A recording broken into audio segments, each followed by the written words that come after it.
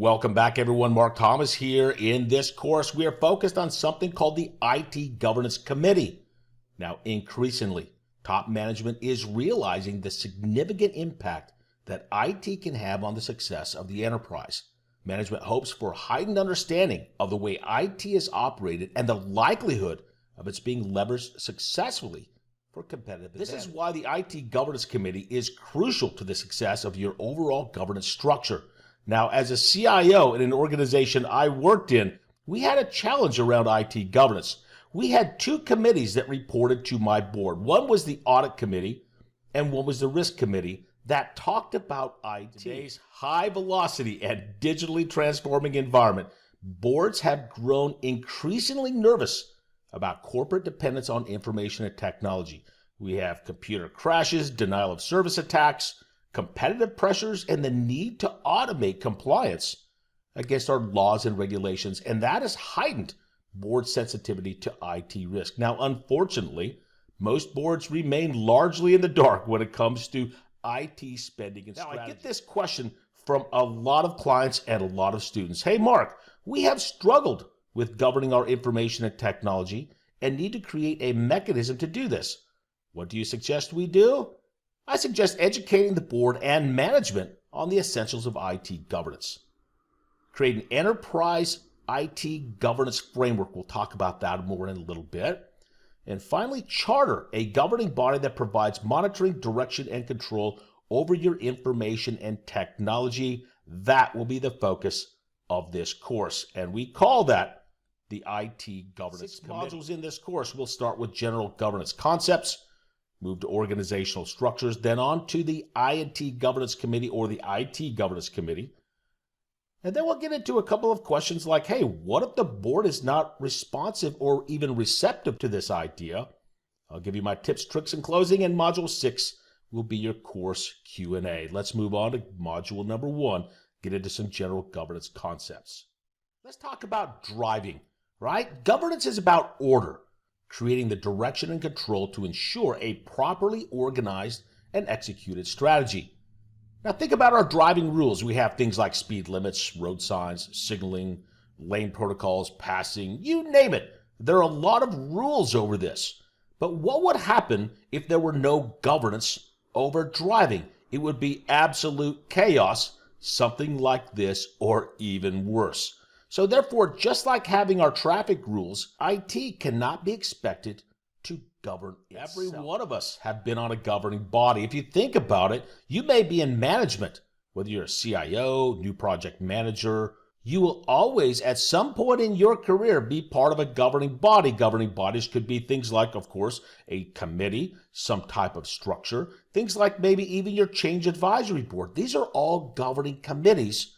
We need to talk about how we align those committees, but most importantly, how that IT Governance Committee links your IT efforts with the highest level governing body. IT governance is the process that ensures the effective and efficient use of enterprise information and technology assets to enable the enterprise to achieve its intended goals.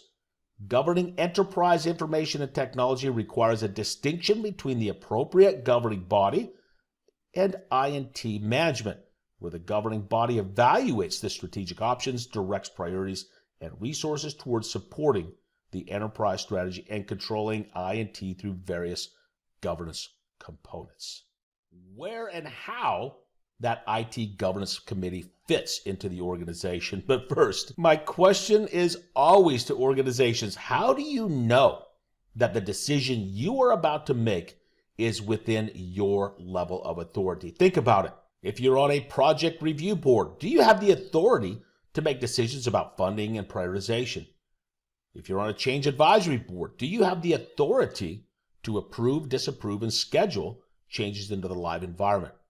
If you're on the architectural review board, do you have the authority to make policy around architectural standards? Organizational structures, if you think about it, what these are key decision-making entities within an organization. That may be that group I talked about, or it could be an individual as well. Now, let's talk a little bit more about these governance structures, particularly the board of directors. Now, you may have a board or an equivalent to the board of directors. What are they doing?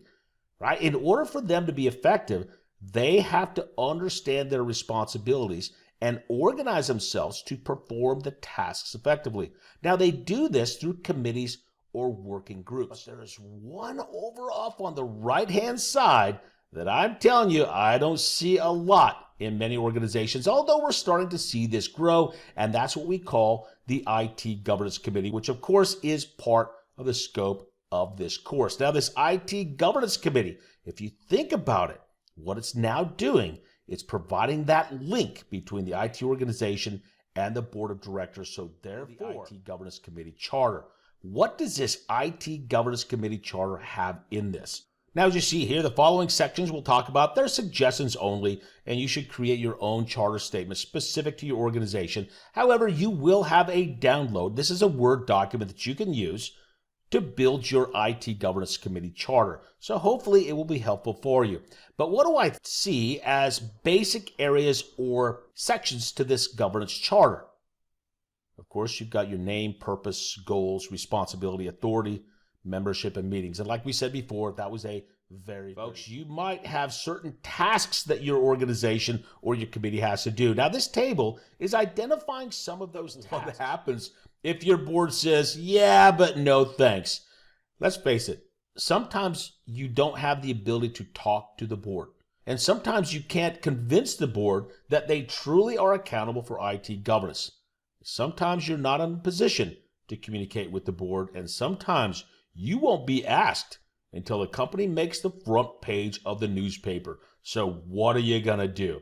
Well, this might boil down what your board looks like. This was something that I had an issue with. We've covered a lot so far, but let me boil this down in Module 5 with my tips, tricks, and closing. Wow, a lot of things to think about. I hope this has been helpful, but what I want you to do is stick around and go out and check out Module 6, where I put together a couple of questions and answers to see how well I've been able to share knowledge with you today about the IT Governance Committee. As always, thank you for your kind attention, ladies and gentlemen. I hope you enjoyed the information on the IT Governance Committee. Don't forget, you have a couple of downloads out there, more courses to follow, and if you have any suggestions on future courses, feel free to reach out and let me know. Also, feel free to keep in touch with me on social media. Good luck, everyone. We'll see you in the next course.